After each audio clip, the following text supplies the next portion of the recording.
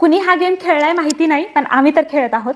रिश्तेदार गेम म्हणजेच आपल्या जवळच्या पाहुण्यातले म्हणजे सख्खे सख्खे वगैरे जवळचे राहतात ना, ते मग आपल्या आईकडचे, पप्पाकडचे, हस्बंडकडचे, त्या पाहुण्यामधलं ताईनं एक पकडणार, मी एक पकडणार मनामध्ये, आणि ते आम्ही गेस करणार आहोत. मजा येणार आहे. हां, तर आता गेस करू द्या, थांबा. मी पकडलंय. हा, इतक्या लवकर? चिटिंग आहे. थांब, मी नाही पकडले. थांब जरा. घ्या. जे तुम्ही पकडलेलं रिलेटिव्ह आहे ते तुमच्या साईडचं आहे का तुमच्या हस्बंडच्या साईडचं आहे? ते माझ्या साईडचं आहे. ठीक आहे. तुझे रिलेटिव्ह माझ्या साईडचं आहे. तर आता तुमच्या साईडचं, तुमच्या पप्पांच्या साईडचं आहे का मम्मीच्या साईडचं आहे? मम्मी त्या साईडकडचं आहे. तुझं पप्पांच्या साईडकडचं आहे.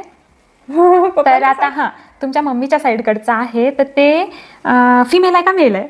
फिमेल आहे. फिमेल आहे. हां, पप्पांच्या साईडकडचं तुझ्या फिमेल. हां, फिमेल आहे. तर तुमचं एज काय, मॅरिड आहे का अनमॅरिड आहे? म्हणजे आपल्या एजचे आहे, कसं आहे मम्मीच्या साईडचं? आणि हां, मॅरिड का अनमॅरिड? मॅरिड. तर तुमची मम्मीच्या साईडकडची जी फिमेल आहे ती तुमची कझिन आहे? कझिन आहे. कझिन आहे. कझिन किती? एवढ्याच आहे.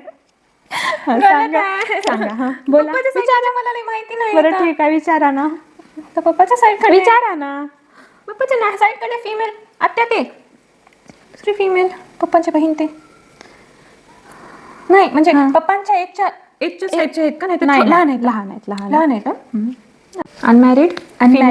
फिमेल आणि पप्पांच्या साईड एक 20च्या आसपास एज. जास्तच आहे.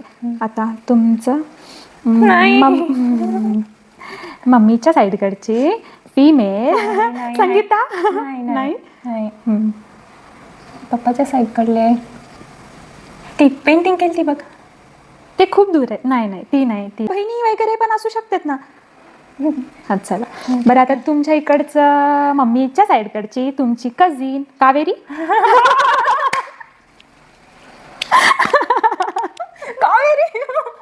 कावेरी स्वतःच्या वहिनीचंच नाव मनात धरून ठेवले होते. यस, आता पण मीच विनर. तुझा कोण होता? बबली.